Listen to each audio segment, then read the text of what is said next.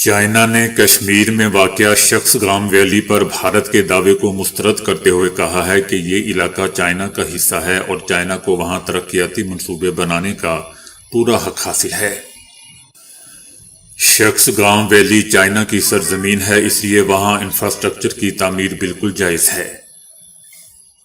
China کا یہ بیان دوستو بھارتی میڈیا کی جانب سے چائنا کے ترقیاتی منصوبوں پر تنقید کے جواب میں سامنے آیا ہے۔ اس سے پہلے بھارت نے کہا تھا کہ شخص گام ویلی بھارتی علاقہ ہے اور نئی دہلی اپنے مفادات کے تحفظ کے لیے ضروری اقدامات کا حق محفوظ رکھتی ہے۔ بھارتی حکومت کا دوستو یہ بھی کہنا ہے کہ بھارت 1963 میں چائنا اور پاکستان کے درمیان ہونے والے سرحدی معاہدے کو غیر قانونی اور کالعدم سمجھتا ہے۔ بھارت نے چائنا پاکستان اقتصادی راہداری یعنی سی پیک کو بھی تسلیم کرنے سے دوستو انکار کرتے ہوئے موقف اختیار کیا کہ جموں اینڈ کشمیر اور لداخ بھارت کا اٹوٹ حصہ ہے، اور اس حوالے سے چائنا اور پاکستان کو کئی بار آگاہ بھی کیا جا چکا ہے، ایسا بھارتی حکومت کا کہنا ہے۔ جبکہ چائنا کا دوستو بھارتی حکومت کے اس بیان کے رد عمل میں کہنا ہے کہ چائنا اور پاکستان نے 1960 کی دہائی میں بطور خود مختار ممالک سرحدی معاہدہ کیا تھا، جو دونوں ممالک کا حق ہے۔ ان کے مطابق سی پیک ایک اقتصادی منصوبہ ہے جس کا مقصد مقامی ترقی اور عوام کی فلاح ہے، اور اس سے چائنا کے کشمیر سے متعلق موقف میں کوئی تبدیلی نہیں آتی۔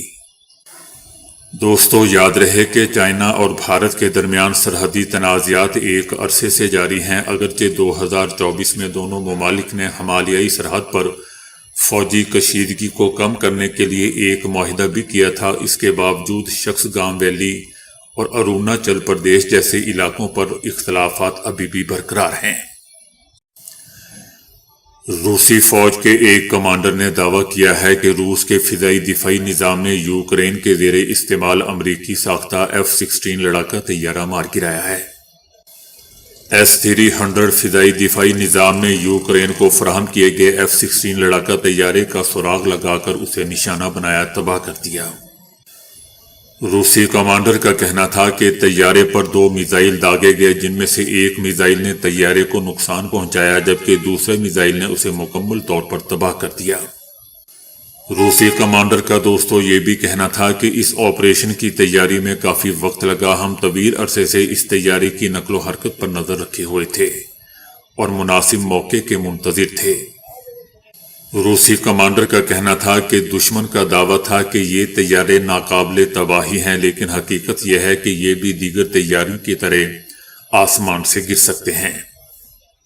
یاد رہے دوستو کہ یوکرین کو سابق امریکی صدر جو بائیڈن کی طرف سے اگست 2024 میں پہلی مرتبہ اپنے مغربی اتحادیوں کی جانب سے F-16 لڑاکا طیارے موصول ہوئے تھے۔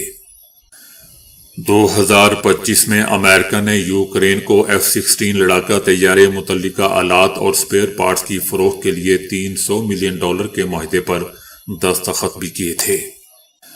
یوکرین کو مجموعی طور پر 87 F-16 لڑاکا طیاروں کی فراہمی کا وعدہ کیا گیا تھا، جن میں سے اب تک 44 طیارے باضابطہ طور پر یوکرین کے حوالے کیے جا چکے ہیں۔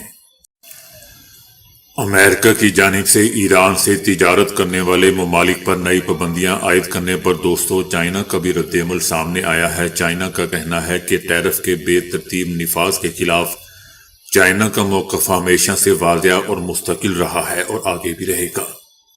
چائنا کا کہنا ہے کہ ٹیرف یا تجارتی جنگوں میں کوئی فاتحہ نہیں ہوتا، دباؤ یا زبردستی سے مسائل حل نہیں کیے جا سکتے۔ چائنا اپنے جائز مفادات کے تحفظ کے لیے تمام ضروری اقدامات کرے گا۔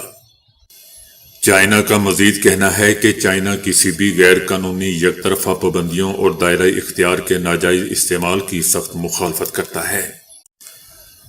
بھارتی خلائی تحقیقاتی ادارے کا ایک اور راکٹ لانچ کے فوراً بعد اپنا راستہ بھٹک گیا۔ راکٹ کے راستہ بھٹکنے کے نتیجے میں زمین کی نگرانی کرنے والی سیٹلائٹ سمیت 16 آلات اور سیٹلائٹس لے جانے والا مشن ناکام ہو گیا۔ یہ واقعہ دوستو بھارتی خلائی تحقیقاتی ادارے کے قابل اعتماد سمجھے جانے والے راکٹ کے لیے ایک اور دھچکا قرار دیا جا رہا ہے۔ یہ PSLV کو گزشتہ تقریباً 8 مہینوں میں پیش آنے والی دوسری ناکامی ہے جس سے اس کی ساکھ کو نقصان پہنچا ہے۔ راکٹ زمین کے مشاہداتی سیٹلائٹ کے علاوہ 15 دیگر پے لوڈز لے جا رہا تھا جو بھارت اور بیرون ملک کی سٹارٹ اپ کمپنیوں اور تعلیمی اداروں نے تیار کیے تھے۔ بھارتی خلائی تحقیقاتی ادارے کے مشن کنٹرول کا کہنا ہے کہ راکٹ نے پرواز کے بیشتر حصے میں معمول کے مطابق کام کیا، تاہم بعد میں اچانک خلل پیدا ہوا اور راکٹ اپنے مقررہ راستے سے ہٹ گیا۔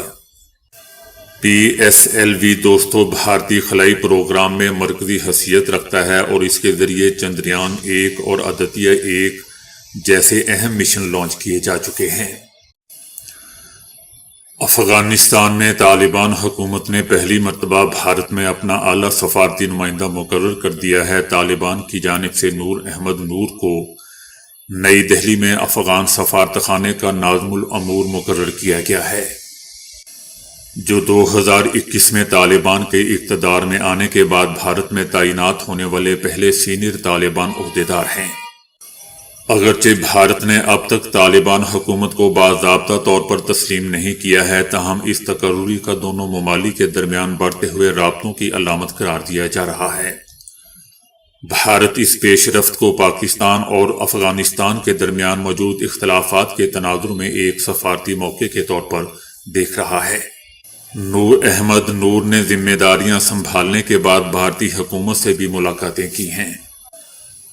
طالبان کی اسلامی قانون کی سخت تشریح دوستوں بظاہر بھارتی وزیر اعظم نریندر مودی کی ہندو قوم پرست حکومت سے متضاد نظر آتی ہے، لیکن اس کے باوجود بھارت نے اس سفارتی خلا کو پر کرنے کی کوشش کر رہا ہے، صرف پاکستان مخالفت کی وجہ سے۔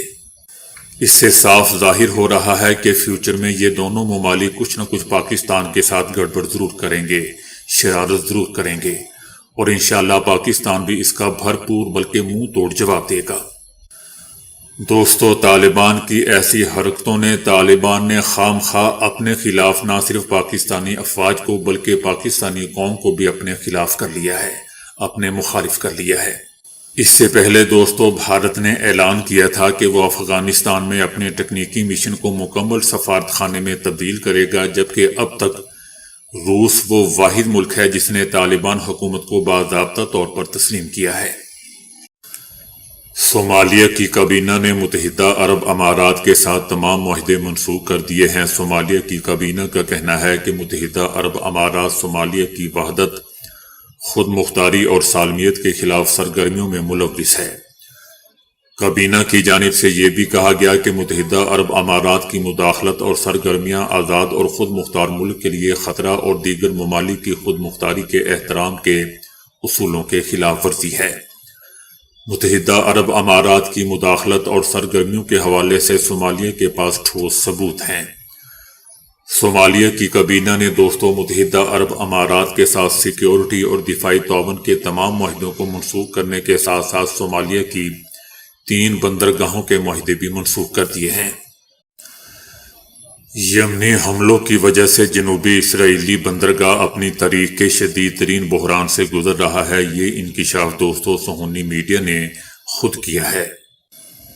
گزشتہ 2 سالوں سے زیادہ عرصے سے بحر احمر کی طرف جانے والے بحری راستوں میں بار بار نقصان، جہازوں پر حملے اور جیو پولیٹیکل انتشار کی وجہ سے بندرگاہ کی نقل و حرکت تقریباً مکمل طور پر مفلوج ہو چکی ہے۔ مزدور ہر صبح خالی گھاٹوں پر آتے ہیں، اپنے فرائض ادا کرنے کے لیے تیار رہتے ہیں، لیکن جہاز نہیں آتے۔ اسرائیلی میڈیا کا دوستوں خود کہنا ہے کہ اسرائیلی بندرگاہ کی آمدنی جو پہلے سالانہ تقریباً 240 ملین شیکل ہوتی تھی، اب تقریباً 0 ہو چکی ہے، جبکہ اسرائیلی حکومت کی طرف سے امداد صرف 15 ملین شیکل ہے۔ اسرائیلی اخباروں کا بھی کہنا ہے کہ نومبر 2023 میں یمن کی طرف سے ایلات کی طرف جانے والے ایک جہاز پر قبضہ کرنے کے بعد سے بندرگاہ کی سرگرمیاں مکمل طور پر رک چکی ہیں۔ ہریانہ کے فرید آباد میں واقع الفلاح یونیورسٹی ایک بار پھر مودی تفتیشی ایجنسیوں کی توجہ کا دوستوں مرکز بن گئی ہے۔ حکومت ریڈ فورٹ علاقے میں ہونے والے ایک واقعے سے جڑی تحقیقات کے دوران سامنے آنے والی معلومات کی بنیاد پر یونیورسٹی کیمپس کو منی لانڈرنگ مخالف قانون یعنی PMLA کے تحت عارضی طور پر حکومت ضبط کرنے پر غور کر رہی ہے۔ حکومت اس بات کی جانچ کر رہی ہے کہ آیا یونیورسٹی کی عمارتوں کی تعمیر میں استعمال ہونے والی رقم مبینہ طور پر جرائم سے حاصل شدہ رقوم تو نہیں تھیں۔ اسی سلسلے میں الفلاح گروپ کے چیئرمین جواد احمد صدیقی کو نومبر میں منی لانڈرنگ کے الزامات کے تحت دوستوں گرفتار کیا گیا تھا۔ حکومت کا کہنا ہے کہ صدیقی اور ان کے زیر انتظام تعلیمی اداروں نے طلباء اور والدین کو مبینہ طور پر غلط معلومات فراہم کر کے بھاری رقوم وصول کی تھیں۔ حکومت کی جانب سے کم از کم 415.10 کروڑ روپے کی رقم کو پروسیڈز آف کرائم قرار دیا گیا ہے، جن میں سے ایک بڑا حصہ فرید آباد کے دھوج علاقے میں واقع یونیورسٹی کی مختلف عمارتوں کی تعمیر پر خرچ کیے جانے کا شبہ ہے۔ حکومت نے اشارہ دیا ہے کہ ضبطی کے باوجود طلباء کی تعلیم متاثر نہیں ہونے دی جائے گی۔ امکان ہے کہ حکومت کی جانب سے ایک ٹیم مقرر کر کے یونیورسٹی کا انتظام سنبھالا جائے گا۔ امریکہ نے 8,000 طلباء سمیت 1 لاکھ سے زائد افراد کے ویزے منسوخ کر دیے ہیں۔ صدر ٹرمپ کے دور صدارت کے پہلے سال 1 لاکھ سے زائد ویزے منسوخ کیے گئے۔ ان ویزوں میں کاروبار اور سیاحت کے لیے آنے والے وہ افراد شامل تھے جو مدت مکمل ہونے کے باوجود امریکہ میں مقیم تھے۔ جن افراد کے ویزا منسوخ ہوئے ہیں ان میں 8,000 طلباء اور روزگار کے لیے آنے والے 2,500 افراد بھی شامل ہیں، اور ان میں بیشتر افراد وہ ہیں جن کے خلاف مجرمانہ ریکارڈ یا قانونی خلاف ورزیوں کے شواہد موجود ہیں۔ تشدد، چوری، بچوں سے بدسلوکی، منشیات کی تقسیم اور مالی بدعنوانی کی بنیاد پر بھی ویزے منسوخ کیے گئے ہیں۔ محکمہ خارجہ نے کہا ہے کہ امریکہ کو محفوظ رکھنے کے لیے ملک بدری اور ویزا منسوخی کی کارروائیاں جاری رکھی جائیں گی۔ یاد رہے دوستو کہ گزشتہ سال اگست میں ٹرمپ کی انتظامیہ نے 55 ملین افراد کے ویزوں کا جائزہ لینے کا اعلان کیا تھا۔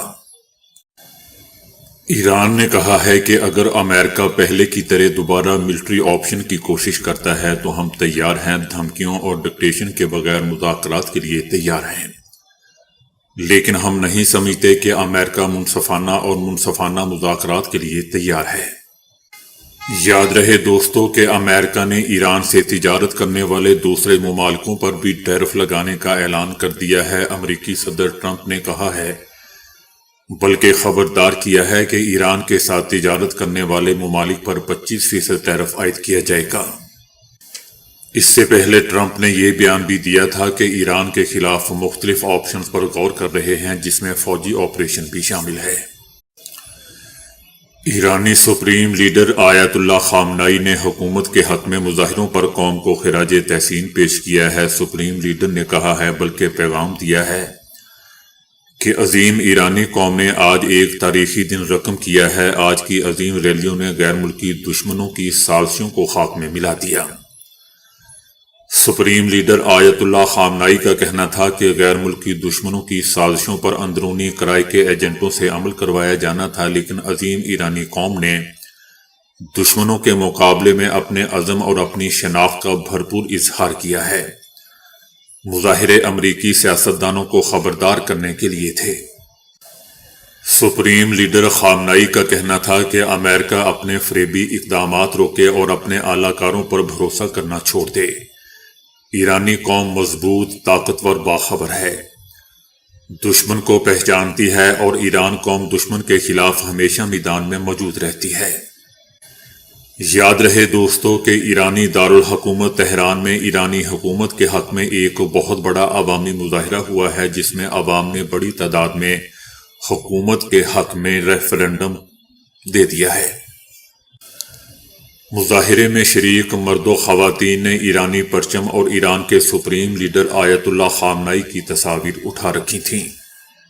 لیکن دوستو یاد رہے کہ ایرانی حکومت یا ایرانی میڈیا نے ابھی تک ایسی کوئی تصاویر شائع نہیں کی ہیں جو تہران میں ایک بہت بڑے مظاہرے کو دکھا رہی ہوں۔ کیوبا کے صدر نے امریکہ کے ساتھ کسی بھی قسم کی بات چیت سے انکار کر دیا ہے۔ کیوبا کے صدر کا یہ بیان دوستو امریکی صدر ٹرمپ کی جانب سے کیوبا کو معاہدہ کرنے یا اس کی قیمت چکانے کی دھمکی کے بعد سامنے آیا۔ کیوبا کے صدر کا کہنا تھا کہ امریکی حکومت کے ساتھ مہاجرین کے علاوہ کسی بھی موضوع پر کوئی گفتگو نہیں ہو رہی۔ ان کا یہ رد عمل دوستو اس بیان کے بعد آیا جس میں ٹرمپ نے دعویٰ کیا تھا کہ وینزویلا کے صدر نیکولس کی گرفتاری کے بعد امریکہ اور کیوبا کے درمیان بات چیت جاری ہے۔ امریکی صدر کا یہ بھی کہنا تھا کہ کیوبا نے کئی سالوں تک بڑی مقدار میں وینزویلا سے ملنے والے تیل اور پیسے پر گزارا کیا ہے اور جواب میں وینزویلا کے 2 آمروں کو سیکیورٹی سروس مہیا کی، لیکن اب وینزویلا کو دنیا کی سب سے طاقتور امریکی فوج کا تحفظ حاصل ہے۔ اسے کیوبا جیسے ملک کی ضرورت نہیں ہے۔ صدر ٹرمپ نے دوستو کیوبا کو یہ دھمکی بھی لگائی تھی کہ کیوبا کے لیے اب کوئی پیسہ یا تیل نہیں جائے گا، کیوبا فوری معاہدہ کر لے اس سے پہلے کہ بہت دیر ہو جائے۔ امریکی جنگی طیاروں نے قطر کے العدید ایئر بیس پر اپنی سرگرمیاں بڑھا دی ہیں۔ العدید بیس سے KC-135 اور B-52 بمبارڈ سمیت کئی امریکی جنگی طیارے پرواز کر گئے۔ یاد رہے دوستو کہ قطر میں واقع العدید ایئر بیس ایران کی سرحد سے 200 سے 300 کلومیٹر کے فاصلے پر ہیں۔ وائٹ ہاؤس کا کہنا ہے کہ صدر ٹرمپ ہمیشہ یہ واضح کر چکے ہیں کہ سفارتکاری پہلا آپشن ہے، لیکن اگر ضروری ہوا تو وہ ایران کے خلاف امریکہ کی فوجی طاقت کو بھی استعمال کرنے سے ہچکچائیں گے نہیں۔ دوستو میرے خیال سے ایران اگر آج اسرائیل کے اندر اپنی پیدل فوج کو بھیج دے تو اسرائیل کا حال ویسا ہی ہوگا جیسا طالبان نے افغان حکومت کا کیا تھا۔ افغانستان کی تمام افواج ارد گرد کے ملکوں میں بھاگ گئی تھی۔ یہ لوگ صرف طیاروں میں بیٹھ کر دوستو بمباری کر سکتے ہیں، ان میں اتنی ہمت ہی نہیں ہے کہ یہ فیس ٹو فیس لڑ سکیں۔